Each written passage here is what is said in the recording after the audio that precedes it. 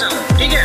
आप यहाँ पे देख सकते हो, एक बार ने मुझे पेमेंट किया है और इन्होंने मुझे हाई लिखा है और लिखा है कि 4000 घंटे का वॉच टाइम मुझे चाहिए, ठीक है।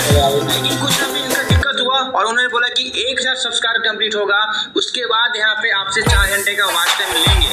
और देख सकते हो इस बार बोला वो किया है, मैंने अभी QR कोड भेजा, इन्होंने मुझे पेमेंट किया। तो अब मैं प्राइस बता देता हूँ कि अगर 4 घंटे मेरे से ले रहे हो तो 3999 रुपये प्राइस लगने वाला है। और ये देख सकते हो यहाँ पे इन्होंने मैच में पेमेंट किया है। तो यहाँ पे मैं सर्विस नहीं दे रहा हूँ, यहाँ पे मैं आपके साथ रिलेशनशिप बना रहा हूँ। अगर आज मेरे से आप पेमेंट किए हो, कल यूट्यूब पे जाके कोई भी प्रॉब्लम आ रहा है, कोई भी इशू आ रहा है, तो भाई कभी भी आप कॉल करोगे 100% मैं आपसे बात करूंगा, सॉल्यूशन करने की पूरी कोशिश करूंगा।